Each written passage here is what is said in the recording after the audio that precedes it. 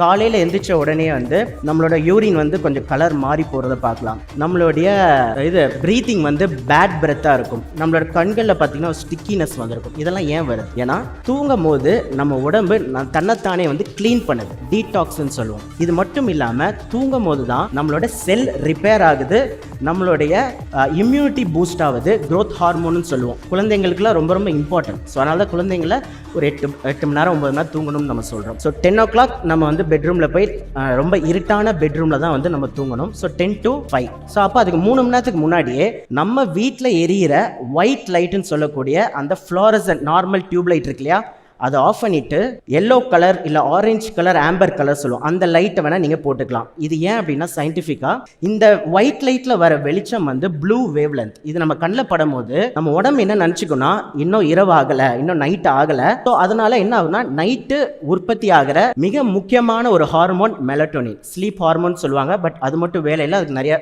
வேலைகள் இருக்குது. ஸோ இந்த ஹார்மோன் ப்ரொடியூஸ் ஆகிறது தடப்படும்.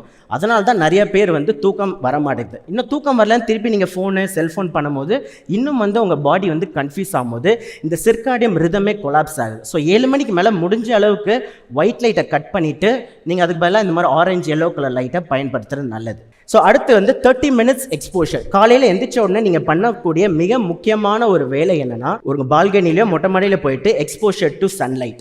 ஏன் இதுவுமே என்னன்னா, சன்லைட் அந்த வெளிச்சம் நம்ம உடம்புலையும் நம்ம கண்கள்ல அந்த லைட் படும்போது நம்ம உடம்புக்கு அப்பதான் தெரியும் விடிஞ்சிருக்குன்ட்டு. இல்லைனா திருப்பியும் அந்த காலையில சுரக்கக்கூடிய ஹார்மோன்கள்ல இம்பேலன்ஸ் நடக்குது. ஸோ அப்போ கண்டிப்பா 30 நீங்கள் வாக்கிங் பண்ணலாம், இல்லை நீங்கள் ஒர்க்கே படிக்கிறீங்கன்னா மொட்டை மாடிக்கு போய் படிக்கலாம். ஸோ 30 minutes சன்லைட் இருக்கணும். அடுத்து to not eat first 2 hours. காலை எந்திரிச்ச உடனே ஸ்நாக்கிங் பண்ணுற ஹேபிட் எல்லாருக்குமே இருக்கும். பட் ஒரு 2 மணி நேரம் தண்ணி தவிர வேறு எதுவும் குடிக்க வேண்டாம். பிகாஸ் காலையில் உங்களோட நிறைய ஆக்டிவிட்டீஸ் உடம்புக்குள்ளே நடக்கும், அது டிஸ்டர்ப் ஆகும். ஸோ ஃபஸ்ட்டு 2 hours எதுவுமே சாப்பிட வேணாம். நெக்ஸ்ட் வந்து பார்த்தீங்கன்னா have a consistent meal time. காலையில் ஒரு 9 மணிக்கு பிரேக்ஃபாஸ்ட், மதியம் ஒரு 1 மணிக்கு லஞ்சு, இரவு ஒரு 7 மணிக்கு 8 மணிக்கு டின்னர்னா இதை கன்சிஸ்டண்ட்டாக மெயின்டைன் பண்ண முயற்சி பண்ணுங்கள். ஒரு 30 minutes முன்ன பின்ன இருக்கலாம்.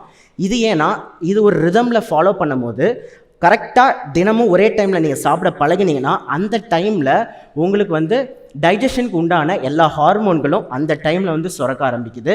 ஸோ டைஜஷனும் ஈஸியாக இருக்குது அண்ட் சீக்கிரமாக சட்டைட்டி வரும். கொஞ்சம் சாப்பிட்டாலே வயிறு ஃபில்லிங்காக இருக்கும். நீங்கள் உங்களோட டின்னரை முடிஞ்ச அளவுக்கு 7 மணிக்குள்ளே இல்லை மேக்ஸிமம் 8 மணிக்குள்ளே முடிச்சிடுங்க. One of the main reason midnight biryani சாப்பிட்றது அந்த கல்ச்சர்லாம் வந்துட்டு இருக்கு. 3 மணிக்கு வெளில போய் சாப்பிட்றது, எக்ஸ்ப்ளோர் பண்ணுறது. என்ன ஆகும், நைட்டு 12 மணிக்கு சாப்பிட்டீங்கன்னா இன்சுலினே இல்லை. அப்போ அந்த சாப்பாடில் இருக்க சர்க்கரை எங்கே போகும்? ரத்தத்திலே சுற்றிட்டு இருக்கும். இதுதான் one of the main cause of pre diabetes.